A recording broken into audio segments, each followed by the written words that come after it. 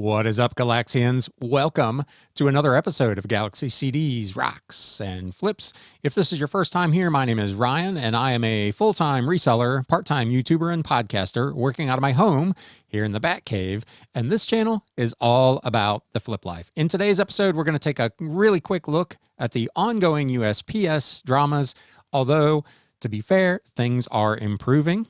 We'll take a look at some sales that I had over the week, and we'll have a little bit of Christmas cheer. So let's start with the situation at USPS. As I record this yesterday, I had a ton of packages that finally got marked as delivered. So things seem to be shaking loose a little bit.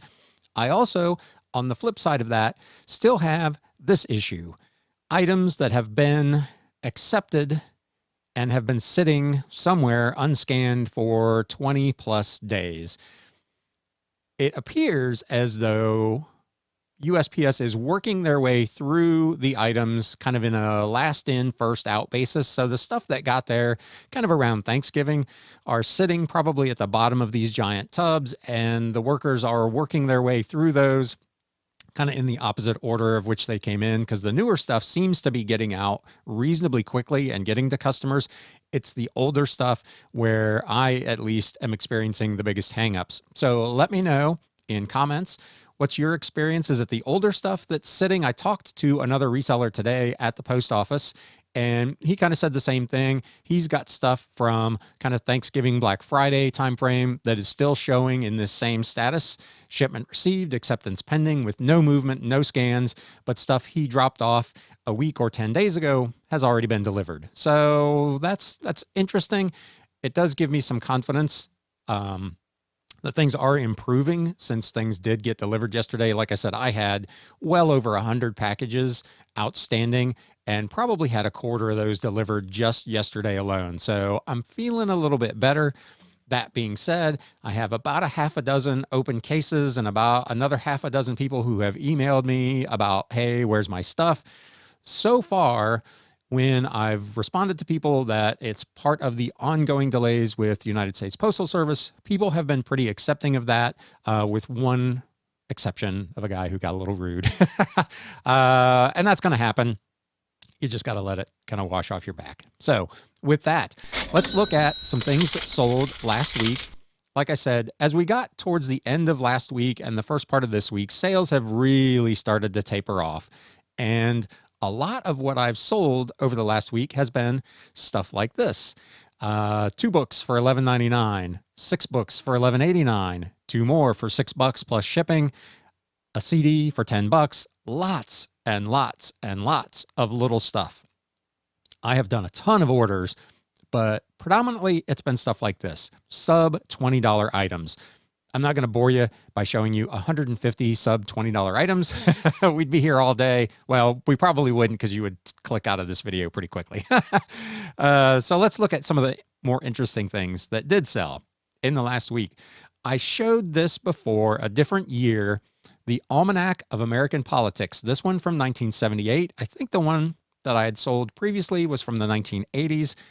They both brought pretty decent money, $19.99 with free shipping.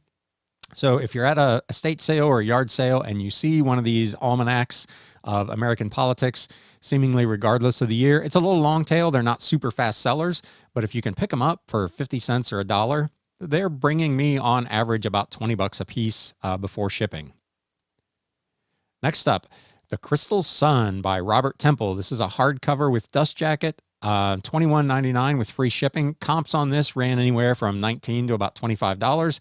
I priced it at $21.99. This is something out of a lot of about 200 books that I own for about 50 cents a piece. So pretty nice little flip. Another book. This is out of the big 2,500 book lot, Magic, Witchcraft, and Ghosts in the Greek and Roman Worlds. This was a trade paperback from 2002. Sold for $27.99. I own it for about 25 cents. I've talked about this over the last couple of weeks. I've got a lot of Greek and Roman history, books on Greek and Roman coins, books on mythology, All of these have done very, very well. Again, they're not necessarily super fast movers, but they are bringing pretty decent money when they sell. The first CD of any note for this week. I've talked about these guys before. Months ago, I had sold some promotional CDs from these guys for some pretty good money. The Mayfield 4. This was a like new CD. I put this up at auction for, I think I started it at $29.99. It went to $37.99 with free shipping. This is one I own for about 3.5 cents. So this is a really nice flip. If you see anything Mayfield 4 out there in your travels, grab it.